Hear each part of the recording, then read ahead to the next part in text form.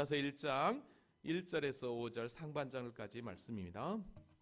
예수 그리스도의 종이요 야고보의 형제인 유다는 부르심을 받은 자 곧 하나님 아버지 안에서 사랑을 얻고 예수 그리스도를 위하여 지키심을 받은 자들에게 편지하노라. 긍휼과 평강과 사랑이 너희에게 더욱 많을지어다. 사랑하는 자들아, 우리가 일반으로 받은 구원에 관하여 내가 너희에게 편지하려는 생각이 간절하던 차에 성도에게 단번에 주신 믿음의 도를 위하여 힘써 싸우라는 편지로 너희를 권하여야 할 필요를 느꼈노니, 이는 가만히 들어온 사람 몇이 있음이라. 그들은 옛적부터 이 판결을 받기로 미리 기록된 자니 경건하지 아니하여 우리 하나님의 은혜를 도리어 방탕한 것으로 바꾸고 홀로 하나이신 주제 곧 우리 주 예수 그리스도를 부인하는 자니라. 너희가 본래 모든 사실을 알고 있으나 내가 너희로 다시 생각나게 하고자 하노라. 아멘. 하나님은 살아계십니다. 살아계신 하나님은 변함없는 사랑과 은혜로 우리와 늘 함께하시는 하나님이신 줄로 믿습니다. 요즘 그 GPT라고 하는 챗 GPT라고 하는 걸 이용해서 사진들을 만화처럼 이렇게 꾸미는 게 유행입니다. 그걸 지브리 스타일이라고 하는데, 그러다 보니까 지금 여러분들이 이렇게 개인 카톡을 보면 많은 사람들이 이렇게 지브리 스타일로 배경화면을 바꾸는 것을 보게 됩니다. 저도 최근에 찍은 교회 사진 몇 장을 제가 지브리 스타일로 이렇게 바꿔 보았습니다. 그랬더니 꼭 만화처럼 보이죠? 예배 시간의 모습을 한번 제가 바꿔봤는데요, 이렇게 바뀌었습니다. 그리고 이제 배한수 선교사님이 지난번에 왔을 때 같이 선이 찍은 사진을 한번 바꿔봤더니 이렇게 바뀌었어요. 그래서 제가 레고 스타일로 좀 바꿔봐라고 했더니 이렇게 바뀌었습니다. 짜리몽땅하죠? GPT가 이렇게 바꿀 수 있는 건 그 사이트에 들어가서 명령만 하면 됩니다. 지브리 스타일로 바꿔줘, 뭐 조선시대로 바꿔줘, 이 레고 스타일로 바꿔줘 하면은 시간이 얼마 지나지 않으면 이렇게 바꿔줘요. 이렇게 바꿀 수 있는 건 뭘까요? 이미 AI 이 컴퓨터 안에 이런 모든 시스템이 다 설정이 되어 있기 때문인 거죠. 그래서 그냥 명령만 내리면 그냥 이렇게 바꾸는 거예요. 내가 원하는 대로 모든 걸 바꿀 수 있다? 얼마나 좋습니까? 내가 하고 싶은 대로 한다? 이건 정말 좋은 거잖아요. 근데 이거를 우리 신앙으로 한번 수평이동해서 한번 생각해 보면 내 믿음 어떤가요? 내가 원하는 대로 그렇게 믿음이 자라든가 이 말이죠. 나의 신앙, 하나님이 기뻐하는 모습으로 그냥 있어도 되겠냐 이 말이에요. 아니라는 거예요. 우리의 믿음은, 우리의 신앙은 나의 어떠함이 아닌 오직 성령 하나님을 의지하며 그 말씀 가운데 우리가 애쓰고 수고하며 열정을 가지고 믿음으로 싸울 때 저와 여러분의 믿음이 성장하고 하나님이 기뻐하는 자리에 나아가는 줄로 믿습니다. 어쩌면 그래서 우리가 지금 계속해서 성경 말씀을 묵상하고 있는 이 그리스도 중심 성경 읽기도 바로 참된 말씀 안에 거하는 우리의 믿음을 더욱더 굳건히 하기 위한 방법이라고 여겨집니다. 어느 목사님께 저희 교회가 그리스도님 성경 읽기를 2번 차로 하고 있다라고 얘기하니까 이런 얘기를 해요. 아니 목사님, 그 모든 성경을 그리스도 중심으로 예수 중심으로 읽어야 한다는 말인가? 그렇게 얘기하는 거예요. 그랬더니 아니 무슨 소리입니까 목사님? 모든 성경을 그런 관점으로 보자는 거죠. 제가 그런 얘기를 했어요. 그래요. 여러분 그리스도 중심 성경 읽기라고 하는 건 다른 게 아니에요. 내 중심으로 성경을 읽는 게 아니라 하나님 중심으로. 그 하나님 중심은 그리스도 중심이잖아요. 하나님의 마음으로, 즉 예수 그리스도의 마음으로 성경을 읽는 게 그리스도 중심이라는 거죠. 우리가 성경을 보면서 어떻게 합니까? 먼저는 하나님의 마음을 가장 먼저 여러분들이 품어야 돼요. 그리고 그 하나님의 마음을 품으면서 그 본문 안에 들어가 있는 그 개인의 그 사람이 나의 모습이 아닌가? 거울처럼 한번 비춰보는 거죠. 그래서 나는 정말 이때 정말 하나님을 의지하고 있나? 난 정말 하나님을 바라보고 있나? 우리가 이번에 이제 역대 상 말씀을 이번 주에 읽어요. 지난주에 우리가 역대 하를 읽으면서 솔로몬 이후에 수많은 왕들의 이야기를 여러분들이 보았어요. 북이스라엘 아수르에 망하고 남유다는 바벨론에 망해가는 그런 상황 가운데서 그 왕들의 모습, 하나님은 끝까지 회개하며 히스기야처럼 요시야처럼 하나님 앞에 회개하며 나아가는 자에게 엄청난 그런 다시 한 번 더의 은혜를 부어줘요. 그런데 하나님을 떠나 우상 숭배하는 왕들의 모습, 그 모습 가운데는 철저하게 심판이 오는 것을 보게 돼요. 그걸 통해서 우리는 뭘 발견합니까? 하나님은 어떤 분이신가? 그리고 나는 어떤 분이신가를 발견하는 거죠. 그러면서 오직 나는 예수 그리스도의 십자가의 공로, 그분의 의가 아니면 난 아무것도 할 수 없는 존재구나. 그래서 하나님의 은혜만 붙잡자. 그리고 그 은혜 안에서 하나님의 뜻대로 살아가자. 이것이 바로 우리가 지금 읽고 있는 그리스도 중심 성경 읽기라는 것입니다. 아멘입니까? 여러분 벌써 13주 차가 됐습니다. 그럼 결국 뭐예요? 4분의 1이 벌써 지나갔던 거예요. 이제 4분의 3만 참으면 됩니다. 열심히 한 45분 정도 열심히 달려오고 있는데 좀 늦더라도 열심을 다해 우리 그리스도 중심 성경 읽기를 다 함께 전진했으면 좋겠습니다. 자, 우린 지금 계속해서 지난 벌써 48번째로 공동서신을 공부하게 되는데요. 벌써 1년 전부터 그리스도의 삶이라는 큰 주제를 가지고 공동서신을 공부했어요. 이제 마지막 유다서 말씀만 남아 있습니다. 특별히 유다서는요 1장밖에 되지 않아요. 그리고 25절밖에 되지 않아요. 아주 짧은 장이에요. 근데 우리가 이 유다서를 쉽게 공부할 수 있는 이유는 다른 게 아닙니다. 베드로후서 2장 말씀이 3분의 2가 이 유다서 말씀하고 똑같아요. 비슷하게 적혀 있어요. 자, 그런 걸 생각하면 오늘부터 공부하는 이 유다서 말씀은 너무너무 쉽게 공부할 수 있어요. 왜냐하면 똑같이 베드로후서 2장도 초대교회 안에 거짓 교사들, 즉 이단의 무리들이 와서 교회를 흔들었거든요. 그들의 실체가 무엇인지 그리고 어떻게 믿음으로 살아야 될 것인지를 베드로 사도도 우리에게 교훈했다면 이 유다 사도도 마찬가지예요. 이 유다서도 똑같아요. 초대교회 안에 영적으로 교회를 어지럽히는 거짓의 무리, 이단의 무리들이 자꾸만 성도들을 어지럽히니까 이래서는 안 되겠다라고 기록한 게 바로 이 유다서라고 할 수 있습니다.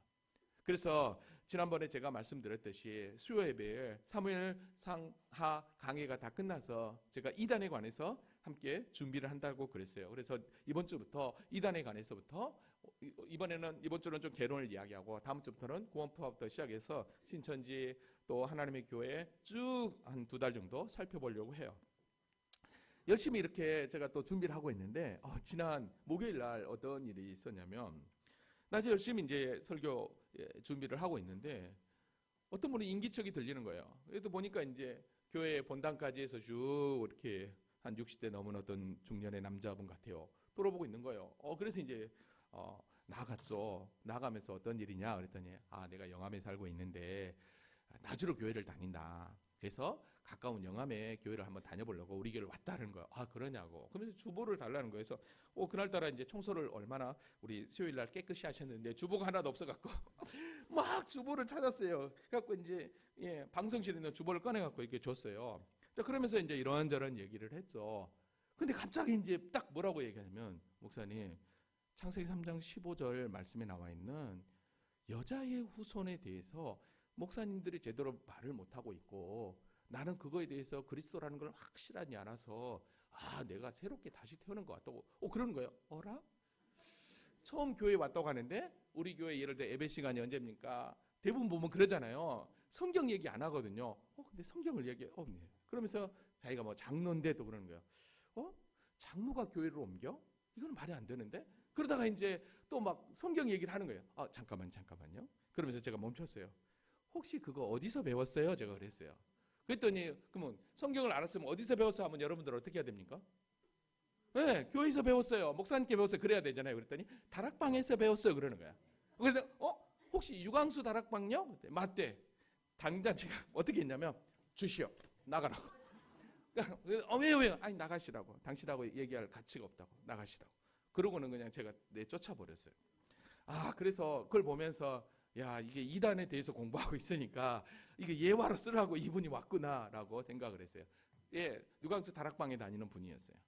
유광수 다락방에 다니는 분이었고 아들이 거기 또 부목사라고 하니까 완전히 빠져 있었던 거죠. 그래서 영암 지역에 뭔가를 하려고 한다고 하더라고요. 그래서 제가 어제 소망교회 푸른야구 목사님한테 이렇게 갔더니 그분들이 이쪽에다가 교회를 뭔가를 하려고 한다고 하는 거예요. 그러니까 누광수 다락방이 그것도 이단이라고 이것도 이단의 수요일날 할 때 제가 가르쳐 드릴 거예요. 뭐가 잘못된 것인지 그걸 한다고 하더라고요. 그래서 그렇구나.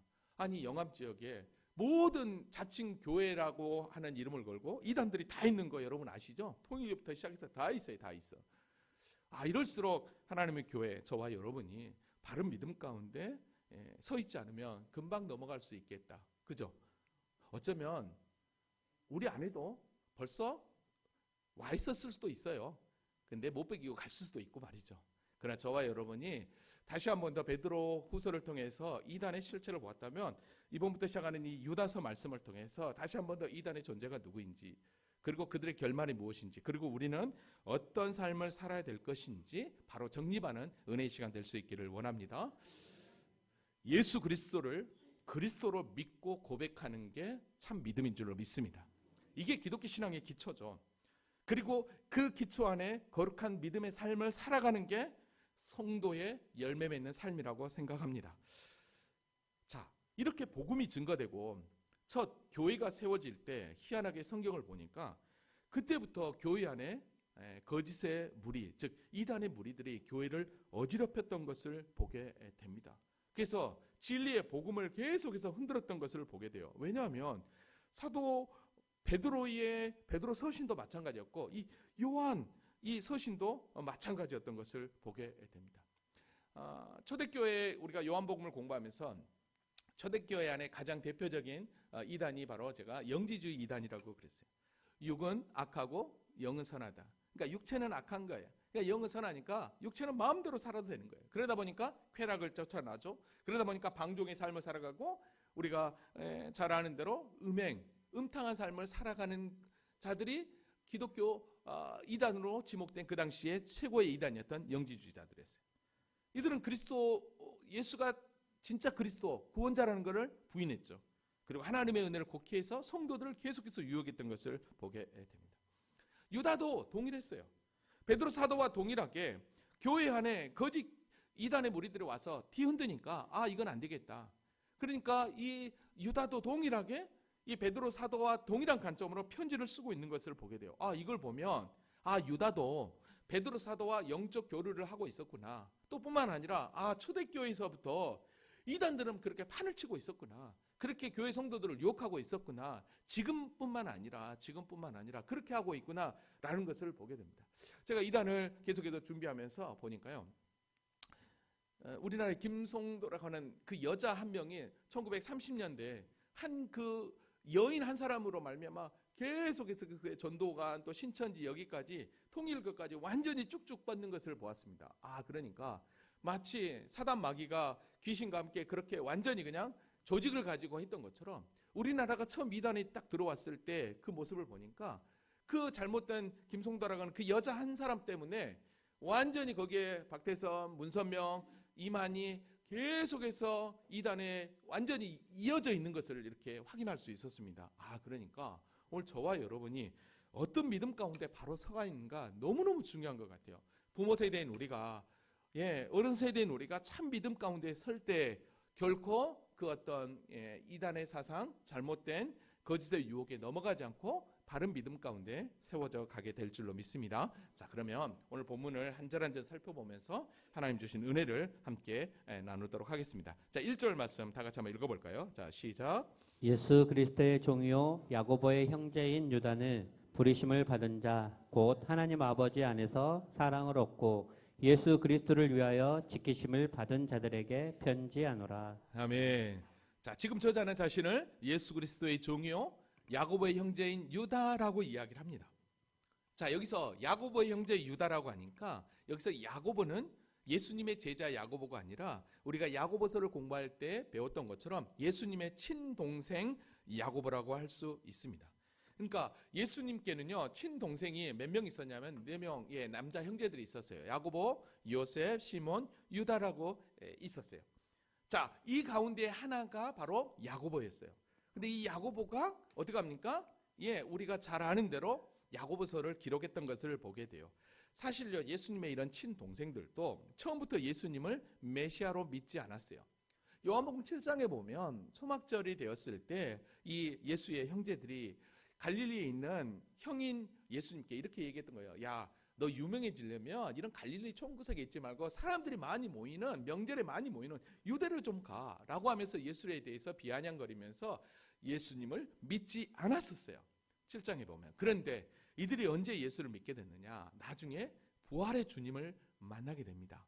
그리고 나서 부활의 주님을 만나고 약속의 성령을 기다리라 라고 할 때 사도행전 1장 14절에 보면 이 여자들과 예수의 어머니 마리아와 예수의 아우들과 더불어 라고 그러죠. 아우들. 이때 바로 야고보, 요셉, 시몬, 유다도 아마 함께 있었던 것 같습니다. 자, 그러다 보니까 어떻게 합니까? 우리가 잘 아는 대로 사도행전 15장에 가보면 예루살렘 총회가 열렸을 때 이 야고보가 총회장이 되어서 문제를 결정하는 것을 보게 됩니다. 그러니까 지금 이 유다서를 쓴 이 유다도 바로 이 야고보와 동급으로 초대교회 아마 리더로서의 그런 역할을 잘 감당하고 있는 그런 자였다는 것을 우리가 확인하게 됩니다. 그래서 야고보의 형제 유다는 그 당시에 사실 예수님의 제자 또 유다라고 하는 이름을 가진 자들도 많이 있었지만 많은 학자들이 생각할 때 바로 이 유다는 예수님의 친동생이었고 야고보서를 쓴 야고보와 같은 초대교회의 리더였다, 수장이었다 이렇게 여러분들이 보시면 됩니다. 자, 근데요 여기서 이 유다가 예수님의 친동생이잖아요. 근데 그가 뭐라고 표현합니까? 예수 그리스도의 종이요라고 이야기합니다. 여러분, 예수 그리스도의 형제 유다는 이렇게 써도 돼요. 그죠? 그렇게 써도 별 무리 없어요. 근데 예수 그리스도의 종 유다는 이렇게 쓰고 있단 말이죠. 여러분, 이건 뭘 의미하겠습니까? 사실 친형이 그리스도였다, 메시아였다, 구원자였다라고 믿는다는 게 사실 너무너무 힘들었을 것입니다. 그래서 사역 초기에는 못 믿었어요. 근데 부활의 주님을 만나고서 성령을 받고 나서 이 형이 하나님의 아들이었구나. 그리고 어머니를 통해서 분명히 알게 되었을 거예요. 아버지의 혈통을 탄 게 아니라 성령으로 잉태되어 형이 왔다는 거. 그래서 그때부터 예수를 믿게 되었던 거죠. 자, 그러니까 여기서 그 얘기를 하는 거예요. 바로 예수 그리스도의 종이라고 하는 것은 여러분 둘로스라고 하는 말이잖아요. 종은 이 둘로스라고 하는 당시 노예라는 뜻이에요. 그러니까 주인에게 매여 있어서 가장 비참한 신분으로 어떠한 자유도 누릴 수 없는 주인에게 오직 복종과 순종만 있는 사람이 바로 둘로스 종이었어요. 지금 유다는 바로 그렇게 이야기하고 있는 거예요. 그러니까 이걸 보면 참 대단하다. 근데요 유다만 그런 게 아니라 야고보서를 쓴 예수님의 친동생이었던 야고보도 마찬가지였어요. 하나님과 주 예수 그리스도의 종 야고보는 그러니까 예수님의 친동생들도 예루살렘 교회의 리더로 있었지만 얼마나 겸손하게 하나님의 교회를 섬기며 살겠는가를 알게 됩니다. 그리고 또 이렇게 유다서까지 편지를 쓸 수 있었다는 것은 어느 정도 지위가 좀 높은 교회에 아주 장로급으로 사역하고 있지 않았나 생각을 해 봅니다. 자, 이렇게 자신을 이렇게 예수 그리스도의 종이고 야고보 형제 유다라고 표현을 하면서 뭐라고 얘기하냐면 부르심을 받는 자 곧 하나님 아버지 안에서 사랑을 얻고 예수 그리스도를 위하여 지키심을 받은 자들에게 편지한다라고 얘기합니다. 여러분 여기서 잘 보세요. 부르심을 받는 자. 여러분 부르심을 받는 자가 곧 누구냐? 바로 성도를 이야기합니다. 여러분 왜 성도가 부르심을 받는 자일까요? 여러분 부르심을 받는 자 하면 우리가 공부했던 대로 이미 창세전에 하나님의 선택 가운데 예수 그리스도를 통해서 구원받은 하나님의 자녀 그 자가 곧 부르심을 통해서 구원을 얻게 되었잖아요. 그래서 로마서 8장 30절에 얘기했던 것처럼 또 미리 정하신 그들을 또한 부르시고 부르신 그들을 또한 의롭다 하시고 의롭다 하신 그들을 또한 영화롭게 하셨느니라. 이게 바로 무엇입니까? 그리스도인 성도 저와 여러분이라는 것을 알게 됩니다.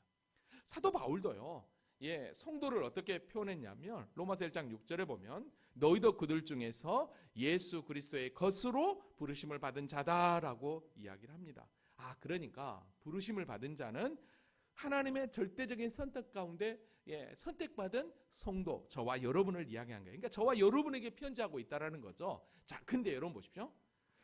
지금 유다가 예수 그리스도의 종이요 야고보의 형제인 유다는 부르심을 받은 자 곧 성도에게 편지한다라고 해도 아무런 문제가 없을 텐데 거기다 수식어를 몽창 붙여요. 뭐라고 얘기합니까? 곧 하나님 아버지 안에서 사랑을 얻고 예수 그리스도를 위하여 지키심을 받은 자들이라는 표현을 해요.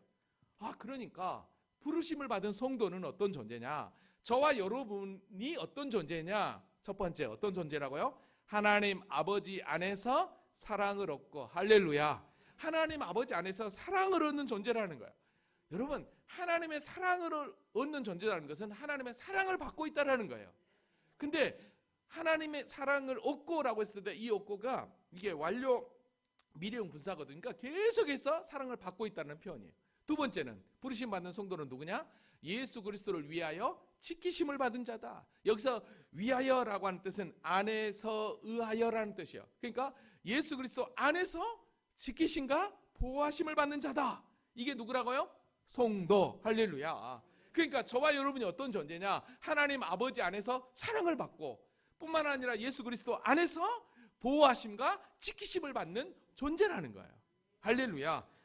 바로 저와 여러분이라는 거죠. 여러분, 그러면 왜 굳이 유다가 이렇게 부르심을 받는 성도에게 편지한다 이렇게 해도 될 텐데 왜 굳이 거기다가 부르심 받는 자가 누구냐? 하나님 아버지 안에서 사랑을 얻고 예수 그리스도를 통해 지키심과 보호하심을 받는 자라고 굳이 쓸 필요가 뭐가 있을까라고 한번 생각해 보았어요. 여러분, 왜 유다가 굳이 부르심을 받는 자 굳이 이렇게 길게 표현을 했을까요? 그건 다른 게 아니었습니다.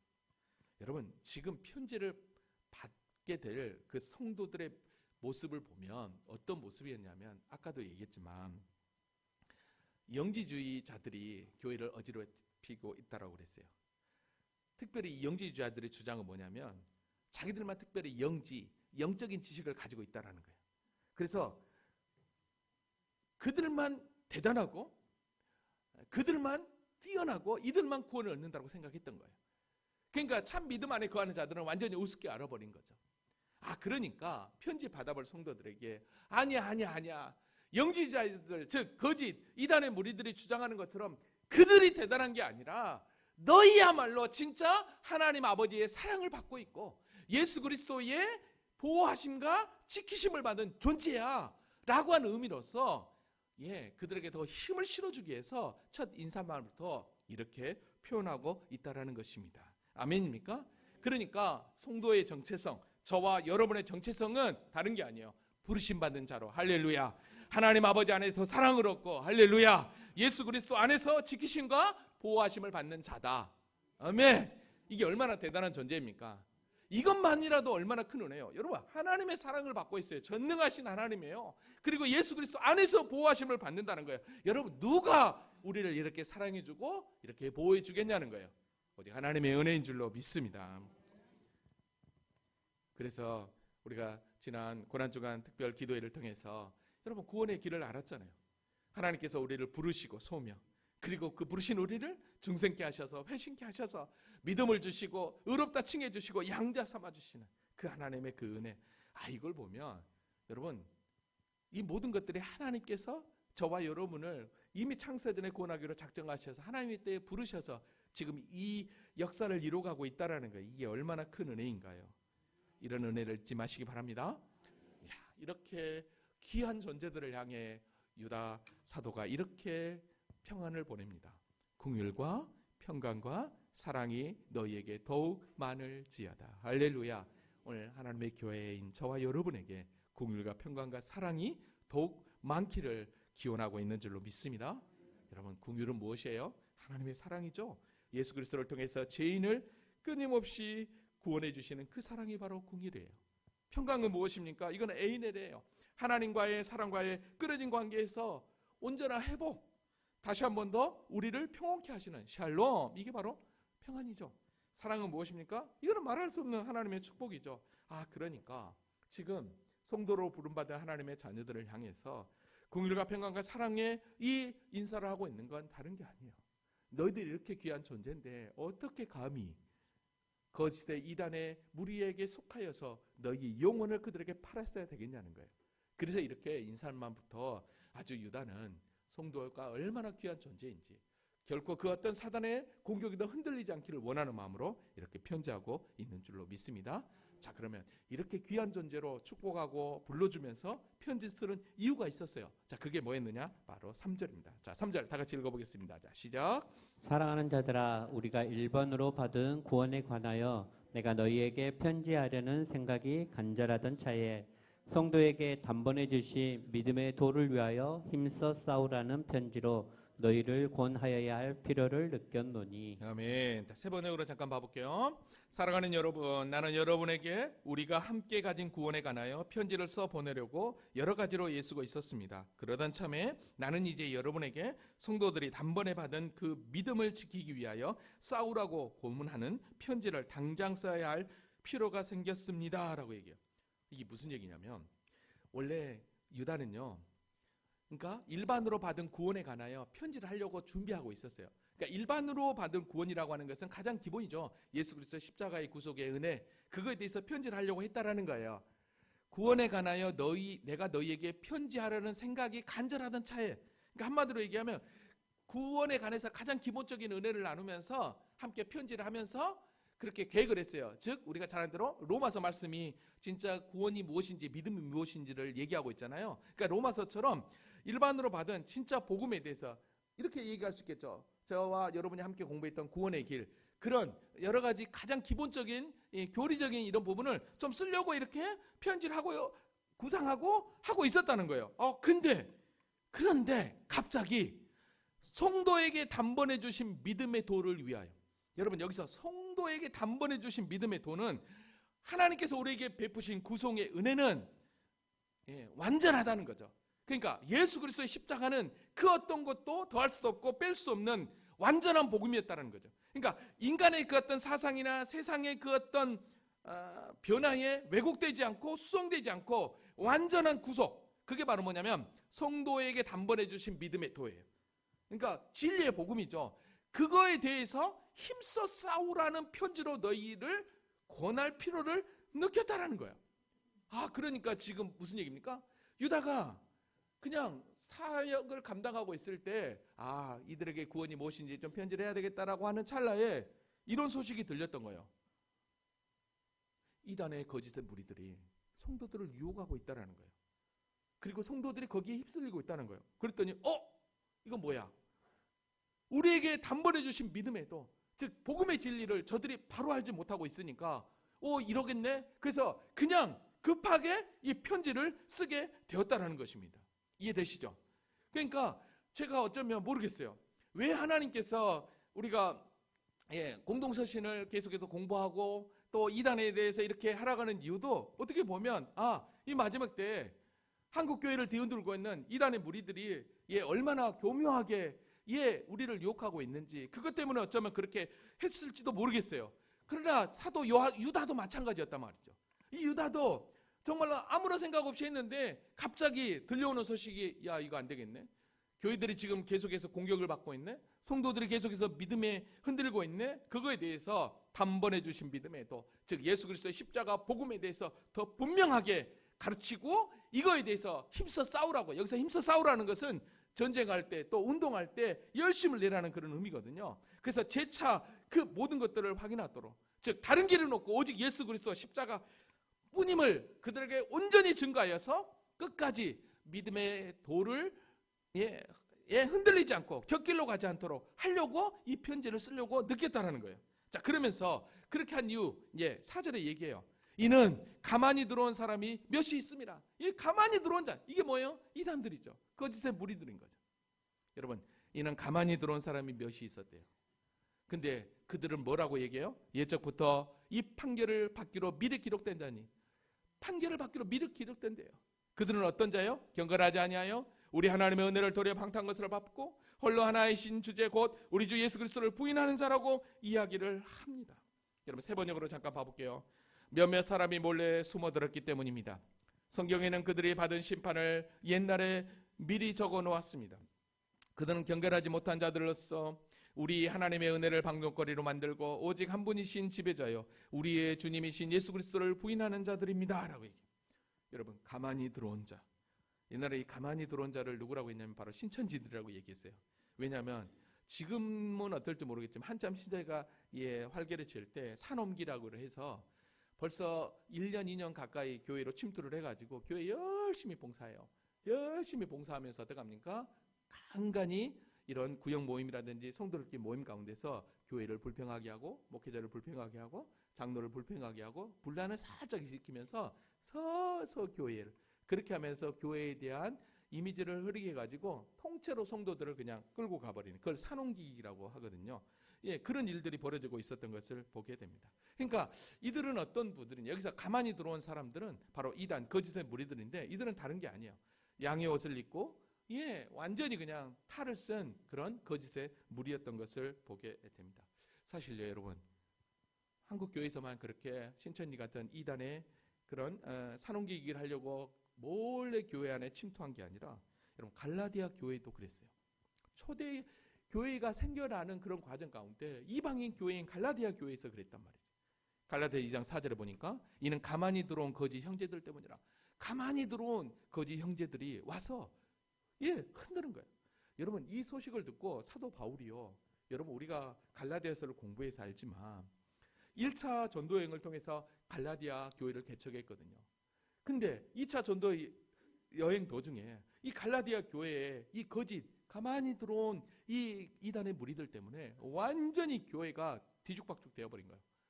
그런 소식을 듣고 쓴 편지가 갈라디아서거든요. 그때 갈라디아서를 보면 뭐라고 얼마나 화를 내서 사도 바울이 편지를 하냐면, 갈라디아서 1장 6절에서 9절에 보면 이렇게 얘기합니다. 그리스도 은혜로 너희를 부르신 이를 이같이 속히 떠나 다른 복음을 따르는 것을 내가 이상하게 여긴다. 어떻게 너희들이 다른 복음으로, 진짜 복음이 아닌 다른 복음으로 가는 수 있냐는 거야. 다른 복음은 없나니 다만 어떤 사람이 너희를 교란하게 하여 그리스도의 복음을 변하게 하려 함이라다. 여기서 어떤 사람은 가만히 들어온 이단의 무리들입니다. 그러나 우리나 혹은 하늘로부터 온 천사라도 우리가 너희에게 전한 복음에 다른 복음을 전하면 뭐예요? 저주를 받을 거라는 거예요. 우리가 전하는 말이거니와 내가 지금 다시 말하노니 만일 누구든지 너희가 받은 것 외에, 예수 그리스도의 십자가 복음 외에 다른 복음을 전하면 뭐예요? 저주를 받을 거다라고 하면서 과감하게 얘기했던 걸 보게 됩니다. 그러니까 갈라디아 교회에도 거짓의 무리, 이단의 무리들이 와서 완전히 교회를 뒤흔들어 버렸던 것이죠. 여러분, 그러니까 참된 구원론, 복음론에, 복음에 대해서 알지 못하면, 말씀에 대해서 알지 못하면 금방 따라가게 되어 있는 거예요. 그래서 오늘 저와 여러분이 하나님의 교회가 바른 말씀, 참 믿음 가운데 서 있는 게 얼마나 중요한지 모릅니다. 할렐루야. 여러분들이 이단에 대해서 구별하기 힘들면 간단합니다. 안 넘어가려면 어떻게 하면 될까요? 저만 안 넘어가면 됩니다. 그 얘기는 무슨 얘기예요? 저만 안 넘어가면 여러분들 우리 교회만 다니면 되죠. 그러면 쉽죠? 아닌가? 알아서 하십시오. 그러면 저만 안 넘어가면 안 넘어가겠죠. 여러분들이 이단을 분별하기 힘들면 그러면 돼요. 여러분 그거 아세요? 이단들은요, 여러분들을 유혹하기 위해서 이미 영적으로 완전히 세뇌가 되어 있어요. 그래서 내가 저들하고 맞서서 한번 해봐야 되겠다. 아니요, 시간 낭비예요. 그냥 처음부터 아예 끊어버리세요. 어떻게 그럴 수 있냐, 인지상 어떻게 인간이, 아니요, 그냥 내몰아쳐도 아무 문제 없습니다. 그게 지혜입니다. 아멘이에요? 여러분, 한 번 만나고 두 번 만나고 세 번 만나요. 그러다 보면 뭐예요? 정이 붙어요. 그러다 보면 나도 모르게 따라가게 되어 있어요. 처음부터 끊어버리십시오. 할렐루야. 아멘. 여러분, 이단의 무리들이요, 거짓의 무리들이 어떤 존재냐고 오늘 중반절부터 얘기하냐면, 그들은 예적부터 이 판결을 받기로 미리 기록된 자래요.